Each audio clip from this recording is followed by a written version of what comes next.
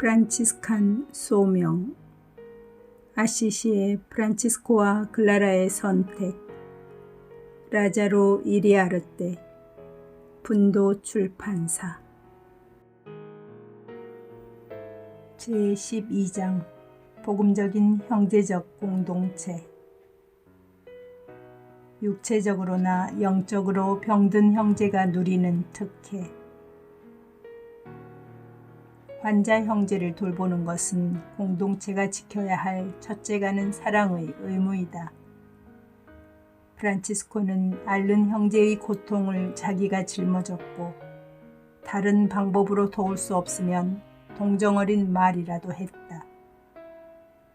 환자들을 위한 형제에는 보답을 구하지 않기에 참된 사랑이다. 형제가 앓고 있어 보답해 줄 수 없을 때나 건강하여 보답해 줄 수 있을 때나 똑같이 그 형제를 사랑하는 종은 복됩니다. 여행 중에 누가 병으로 앓게 된 경우 그를 혼자 내버려 두어서는 안 되고 형제 한 명이나 두 명이 함께 남아서 간호해야 했다. 형제들 중에 누가 병이 나면 다른 형제들은 자기 자신을 돌보아 주기를 바라는 것처럼 그에게 봉사해야 합니다. 그러나 앓는 형제도 병을 하느님의 뜻으로 받아들일 줄 알고 다른 형제들을 생각해서 지나친 요구를 하지 말아야 한다. 성녀 클라라도 지극히 높으신 가난의 서약을 유의하면서 성 프란치스코의 노선을 따라 이에 관하여 회칙에서 명한다. 앓는 자매에게 있어 원장은 직접 또는 다른 자매들을 통하여 그의 병을 치료하는 데 대해 문의할 뿐만 아니라 음식과 다른 필요한 것을 알아볼 준엄한 의무를 가지고 있으며 수도원의 형편에 따라 사랑과 어진 마음으로 그에게 마련해 줄 것입니다.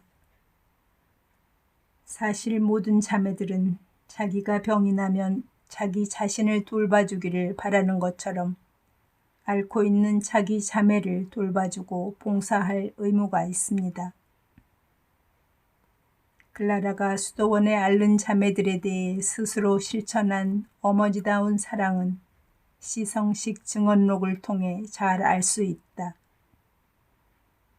클라라는 자매들을 겸허하고 자애롭고 친절하게 대하였으며 자매들에게 동정을 베풀었다. 건강하였을 때 앓는 자매들에게 직접 음식을 가져다 주고 그들의 발을 씻어주며 손 씻을 물을 가져다 주었고 때때로 앓는 자매들이 사용하는 변기통을 닦아주곤 하였다. 성녀 클라라가 기적을 통해 병 고치는 방식을 살펴보면 성녀의 기적적인 능력보다도 앓는 자매들을 볼 때마다 그들에게 쏟은 동정심과 사랑이 매우 뛰어나게 드러남을 알 수 있다.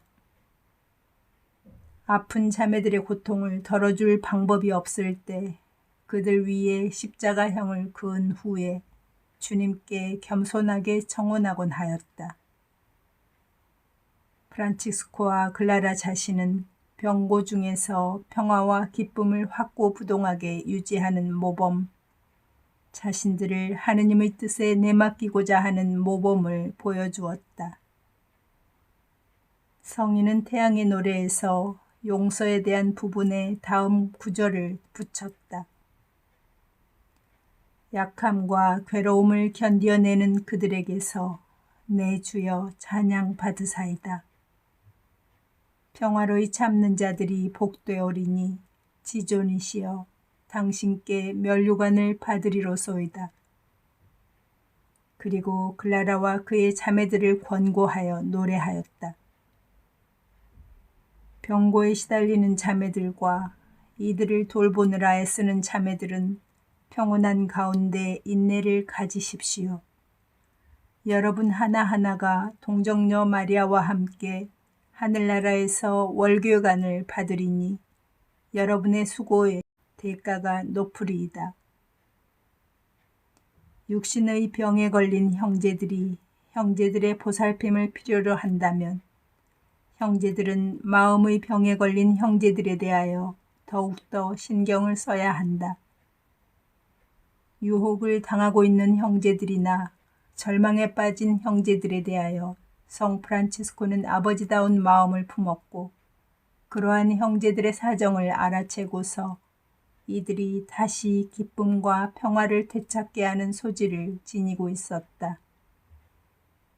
성인은 회칙에서 봉사자들과 다른 형제들에게 어떤 형제의 나쁜 표현 때문에 화내거나 흥분하지 말라고 명하고 있다. 분노와 흥분은 애덕의 장애물이 되기 때문이다. 오히려 성한 사람에게는 의사가 필요하지 않으나 병자에게 필요하므로 할 수 있는 최선의 방법으로 죄를 범한 형제를 영적으로 도와줄 것입니다. 성인은 특별히 어느 봉사자 형제에게 보내신 편지에서 범죄한 형제에 대하여 장상들이 가져야 할 자비와 한없는 이해심을 강조한다. 또한 이 편지에서 다른 형제들에게 다음과 같이 명한다.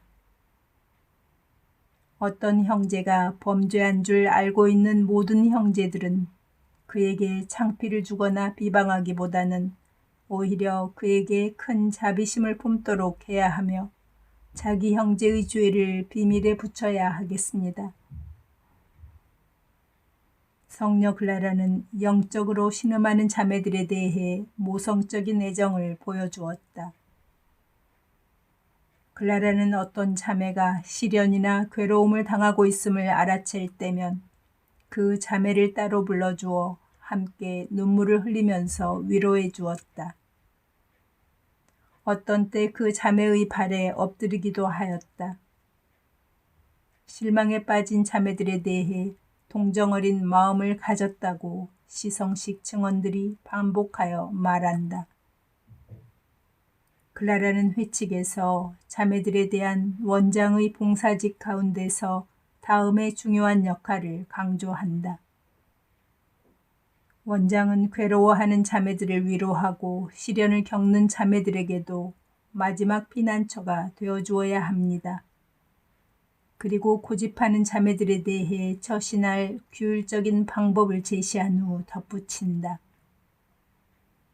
그가 반항하는 동안 다른 자매들은 주님이 그의 마음을 회개로 비추시도록 기도할 것입니다.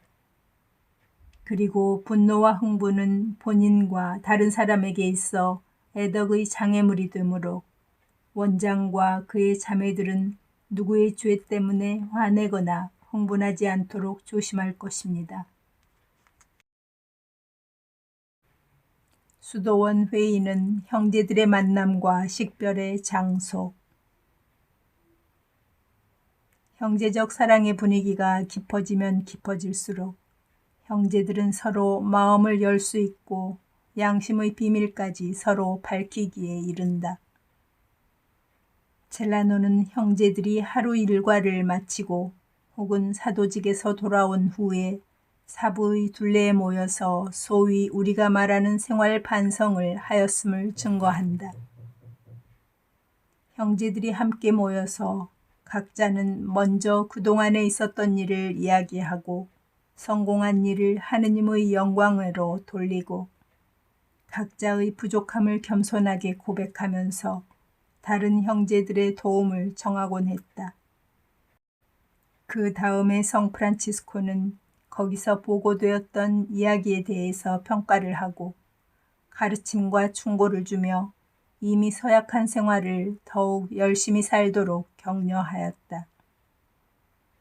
고백 성사를 대신하는 것으로가 아니라 형제들이 서로 겸손하고 깨끗하게 마음을 열 수 있는 목적으로 성인은 형제들이 서로 죄를 고백하는 관례를 보존하기를 바랐다. 이것은 중세기의 사제의 부재 시에 습관화되었던 관례였다. 제일 먼저 카피툴룸이라는 단어를 사용한 사람은 프란치스코가 아니고 이미 대수도원 전통에 기원을 두고 있지만 프란치스코는 수도 생활 역사에서 제일 먼저 카피툴룸이라는 제도에 새로운 개념과 역할을 부여하였다.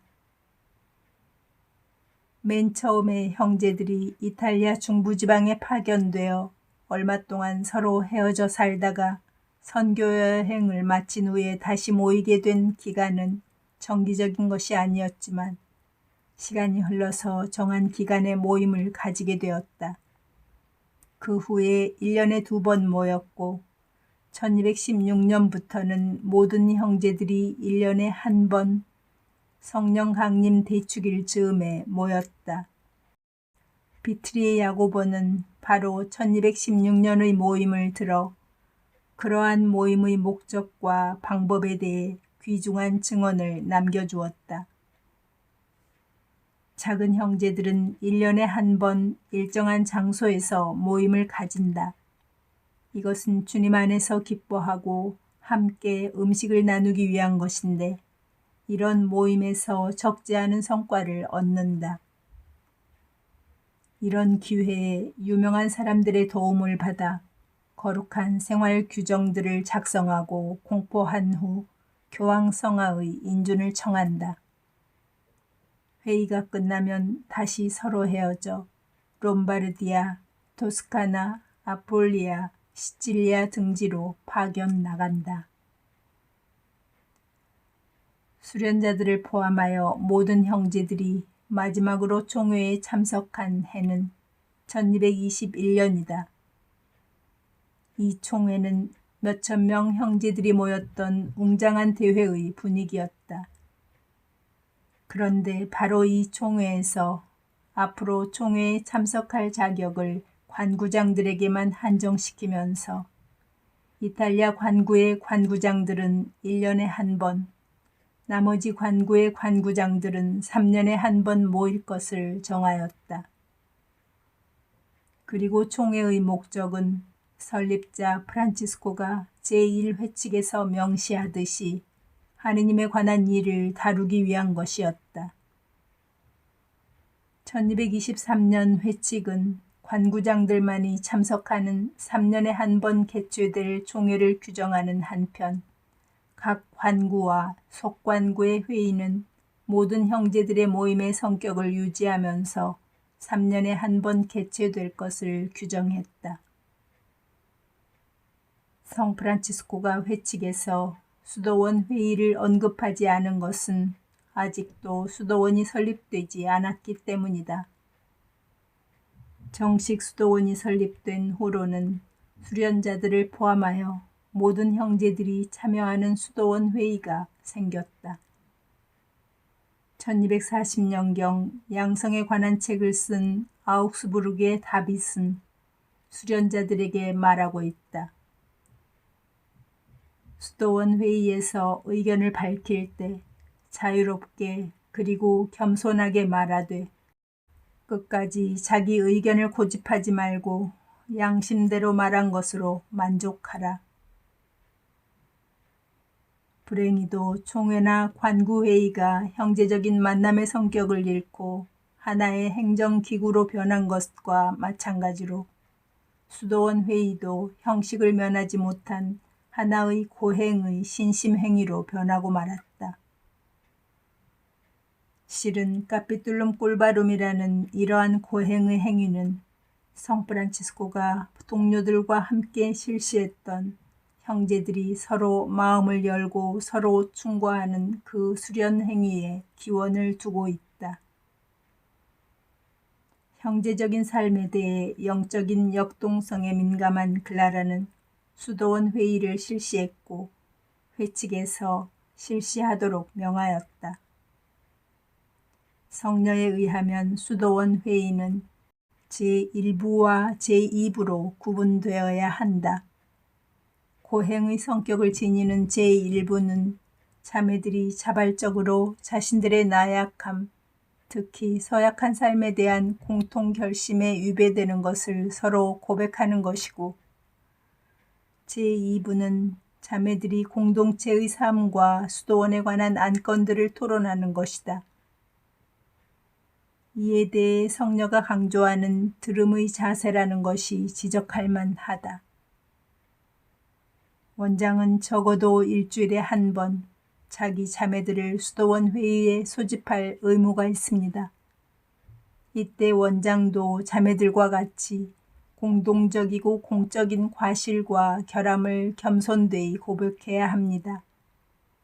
그리고 이때 수도원의 편익과 선익에 관해 다루어야 할 사항들에 대해 모든 자매들과 함께 의논할 것입니다. 사실 주님은 더 좋은 것이 무엇인지 더 작은 이에게 자주 계시하십니다. 그러나 클라라 회에서도 영적인 긴장과 참된 겸손이 요구되는 대화식의 수도원 회의는 차차 형식주의 성격으로 변했다. 이는 10년 후인 1263년에 우르바노 4세의 회칙에서 성녀 클라라가 정한 수도원 회의가 전통적인 까삐 뚫는 꿀발음, 즉 외적인 과실을 공동으로 고백하는 고행의 행위로 대치되었기 때문이다. 이 회칙에 의하면 원장은 죄의 고백이 끝나면 각자에게 관습에 따라 자비롭게 보석을 주어야 한다. 우르바노 4세의 회칙에서 아직도 수도원 회의 2부가 글자 그대로 남아있으나 실제로 얼마 안 가서 실시되지 않고 말았다. 그런데 지금까지 말한 이 같은 형제적 공동체의 이상이 결점과 죄가 많은 사람들의 집단 가운데서 이루어지는 것이 과연 가능한가? 이러한 질문은 복음적 생활의 전체에도 해당되지만 특별히 예수님이 요구하신 사랑의 일치의 이상에 대하여 할 수 있다. 이 세상에서 하느님 나라의 성취와 완성을 기대할 수는 없다. 이 세상은 하느님의 나라가 항시 건설 중이고 건축되어 가는 과정이다. 하느님의 나라에서 사랑의 일치는 모두의 책임이다. 각 시대의 각 크리스천 공동체와 우리 각자가 그 건설의 짐을 져야 한다. 작은 형제들의 생활에 있어서 형제적 공동체도 마찬가지로 매일 건설해 나가야 하는 것이다. 형제적 공동체는 이미 완성된 수준에서 새로 입혀하는 형제에게 주어진 것이 아니고 마치 이전의 형제들이 많은 노력 끝에 작품처럼 미리 만들어서 새로운 입회자에게 그것을 누리라고 주어지는 것도 아니다. 이것은 각 형제가 다른 형제들과 함께 매일 새로 시작하는 과업이라야 한다. 완전한 작품을 만들지 못할 것을 알면서도 그 이상을 갈망하면서 매일매일의 노력과 다른 형제에게 완전한 형제가 되지 못하고 완전한 작은 자가 되지 못함을 안타까워하면서도 매일매일 각 형제가 끊임없이 실천하는 그 사랑. 한마디로 매일 현실화되어가는 각 형제와 모든 형제들의 사랑과 봉사가 참된 형제적 공동체를 형성하는 것이다. 형제적 공동체는 고정된 범주처럼 이론적으로 혹은 법적인 요소로서 정의할 수 있는 것이 아니라 각 순간마다 이루어지고 형성되어가는 능동적 사랑의 자세이다. 크리스천 애덕은 받는 것이 아니고 주는 것이며 무엇보다도 자기 자신을 주는 것이다. 따라서 이 문제에 있어서 특히 양성기간에 형제적 공동체의 능동적이고 책임감을 지워주는 현실적인 비전을 염두에 두어야 한다. 때때로 어떤 수도자 입에서 다음과 같은 불만이 나온다. 수도 생활이 왜 이 모양이지? 형제들이 서로 사랑하지 않는 공동체라는 것을 미리 알았더라면. 실은 이렇게 후회하고 회의를 느끼는 사람들 중에 대부분은 한 번도 자기 형제들과 함께 공동체 생활을 건설하려고 능동적 노력을 하지 않은 형제들이다.